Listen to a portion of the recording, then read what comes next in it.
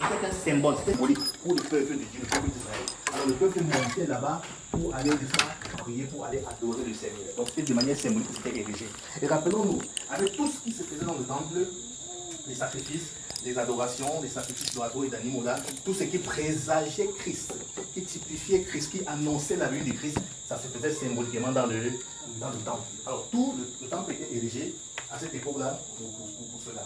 Maintenant, le psalmiste s'écrit donc il dit qu'il est doux et agréable pour nous les frères de demeurer ensemble.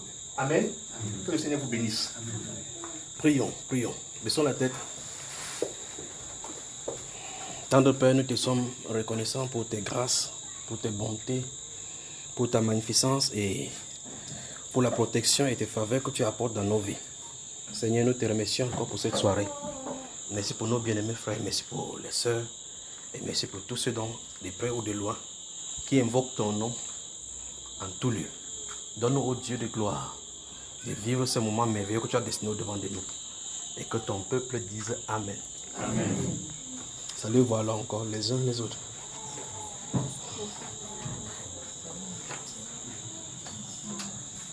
Quand je salue quelqu'un, demande son nom. Parce qu'il veut vous demander maintenant que le nom de que telle personne s'appelle comment. Bonsoir.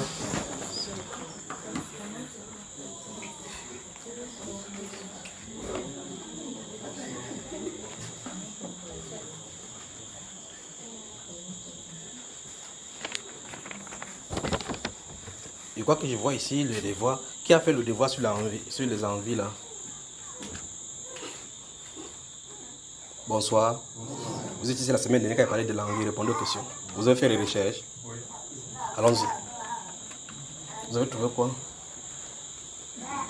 Que j'ai envie de... Eh bien.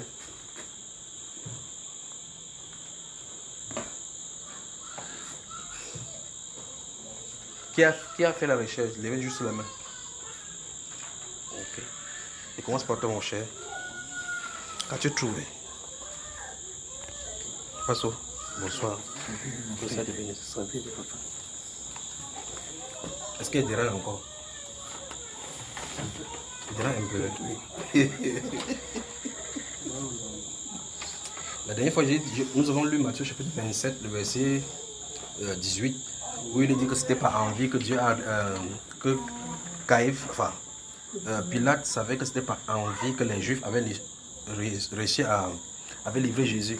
Et je t'en ai dit que chaque fois que le mot envie va apparaître dans le Nouveau Testament, enfin dans la Bible, vous allez voir que c'est lié au péché, sans exception. Donc il n'y a pas d'endroit où le mot envie va apparaître quelque part et que ça n'est pas attaché au péché, n'est-ce pas? Amen. Voilà, comment vous trouvez donc? Allons-y. Galates chapitre... Vous entendez là-bas? Galates chapitre 5, verset 26. Qu'est-ce que ça dit? Je crois qu'il faut qu'on vous donne le devoir, nous allons courir avec le big rouge.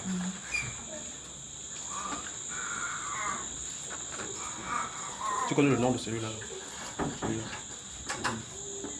il s'appelle comment? J'ai oublié. Tu as oublié son nom? Oui. Tu connais son nom? Tu connais le nom de celui-ci? Bon, levez-vous, vous saluez les unes les autres, vous demandez les noms. Saluez-vous. Quand vous aurez fini, on commence. Levez-vous, vous saluez les uns les autres et puis vous demandez les noms.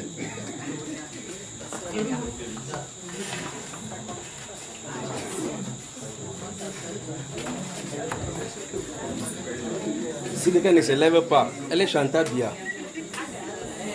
Ça se place.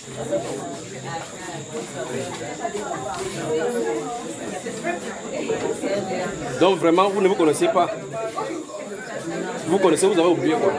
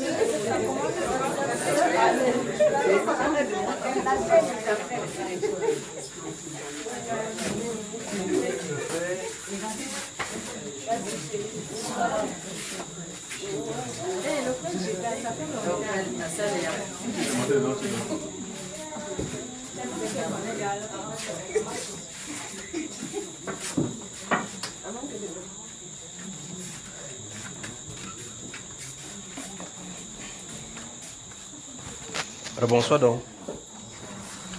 C'est bon? Comment il s'appelle? Celui qui est derrière toi tout juste. Regarde, il s'appelle comment? Ouais, ça c'est bon. Comment il s'appelle? Frère Prince. Donc c'est un frère qui est Prince. Regarde, comment il s'appelle? Je viens d'oublier son nom. Tu veux d'oublier son nom? C'est aussi ça. Ok. Oui, on était à toi justement. Galates chapitre 5, tu avais dit verset 21 par là. Verset 21.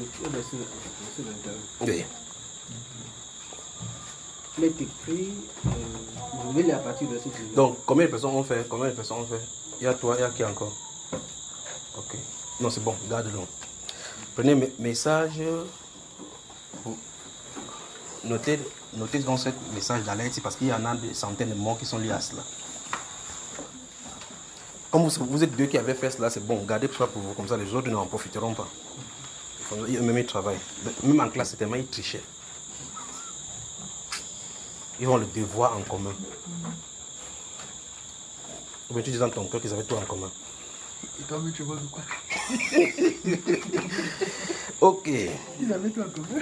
Message, je ne sais pas si vous citez le nom du pays, mais le pays, ici, depuis un certain temps ici, le naufrage sur le fleuve. Le pays dont il est question ici, c'est un pays dans lequel j'avais parlé des deux soleils que j'avais vu se lever. C'est l'un des pays. Et c'est un pays qui est jumeau normalement. Ils ont le même nom. C'est un pays africain. Donc il y a un naufrage sur le fleuve. Naufrage. Naufrage, c'est-à-dire que les personnes qui sont sur une embarcation, qui sont nombreux, que je les vois sombrer. Une embarcation. La dernière fois, il parlait de ce même pays, c'est parlant de son président qui a c'est l'un des pays les plus chauds en termes des activités sataniques dans les eaux et dans la forêt, parce que le pays est vaste. Et ce pays-ci, principalement, justement, il y a des sacrifices qui sont sur le point d'avoir lieu sur leur rivière, leur fleuve là.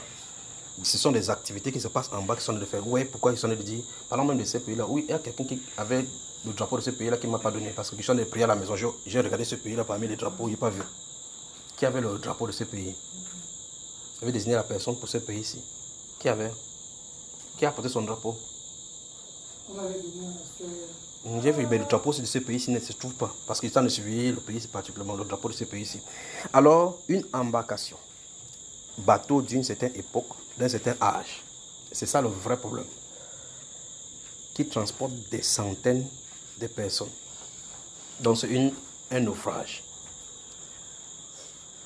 Une embarcation, un bateau. Le but pour lequel je viens pour vous parler de cela ici, c'est que vous devez prier. Vous êtes les intercesseurs.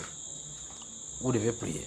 Une embarcation, bateau d'une certaine époque. Quand il parle d'une certaine époque, ça suppose que ce n'est pas un truc qui est naturel. Ça veut dire que c'est... Vous savez, en Afrique, généralement, les gens ne jettent pas les appareils. Quand c'est vieux, même 40 ans, on continue toujours à utiliser. On dit que tant que ça démarre, on continue toujours à fonctionner avec.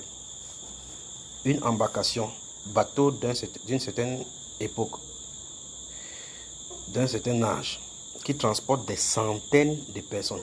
Des centaines de personnes chargées et bondées. Pas seulement dans ce qui est en train de regarder, c'est comme si c'était le seul canal facile pour les gens de quitter d'un point A à un point B. C'est-à-dire que comme si dans ce pays-ci, quand je suis en train de parler, ce n'est que la seule possibilité pour les gens de voyager. C'est terrible. Et vous voyez là où Satan les attend là-bas au tour. Et ici, dans le poids les marchandises comme les chrétiens, les hommes, particulièrement les Africains, ne respectent pas le poids total. Quand on dit c'est 5 places, on casse la place, on augmente, on dit comment 5 places, il faut 6 places. On dit que quelque chose qui normalement doit porter 50 personnes, vous vous trouvez avec 400 personnes dedans. Enfants, femmes enceintes et autres. Tout le monde y est. Et avec cela, même pas le gilet de sauvetage est dans l'eau. Et les corps gisent, les corps disparus. Vous entendez? Naufrage au large des tel fleuve. Je parle de façon spécifique dans un pays parce qu'il veut que nous prions là. On a commencé les activités qui sont laissées passer derrière. Alors, une embarcation, bateau d'une certaine époque, d'un certain âge qui transporte des centaines de personnes chargées et bondées, fait le trafic d'une province à l'autre. Voilà. Donc ça veut dire que ça quitte d'un point A à un point B. Ça veut dire que les passagers, comme si des passagers qui sont, je sais pas, parce que quand ils regardent la vision, ils me posent la question, mais est-ce que ceux-ci sont obligés là-bas? Quand ils voient cela, vous remarquez que le bateau est en train de rouler comme ça là, c'est sur l'eau. Le pied de quelqu'un peut toucher dans l'eau. Ça veut dire que de temps en temps, quand il y a l'eau vient même sur le bateau. Et subitement, le moteur s'arrête et voilà les disparus. On peut accuser maintenant la vieillesse. Si on prend sur le plan scientifique, on va dire que c'est parce que le bateau là est vieux. Mais c'est quelque chose qui fait la navette depuis. Hein. Ça veut dire que c'est pas nouveau. Ça fait le trafic, Mais il y a un que certains de ces agents sont en train de cibler. Malheur à qui sera sur le bateau à ce moment-ci là. Des centaines de personnes disparues.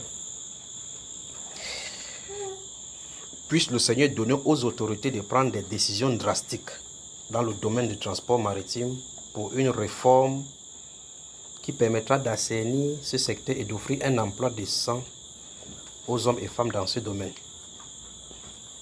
Donc, normalement, les États, ces secteurs devaient être prioritaires. Faire tout et tout pour qu'il y ait une voie normale pour pouvoir relier un endroit d'un endroit à un autre, ou mieux encore, que le secteur, le ministre qui s'occupe des transports frappe vraiment du poing sur la table. C'est vrai que les gens souffrent dans ces domaines, particulièrement les gens qui quittent la capitale, parce que ça quitte de la capitale là, pour aller dans les provinces en passant sur cette eau. Ils sont obligés de passer par là. Et bien dans ces cas, qu'on régularise le secteur en y disposant des embarcations neuves et que des prières soient faites pour la repentance, pour que ces choses se calment sur l'eau. Sinon, ça va prendre, non pas une, non pas deux, mais 3 fois.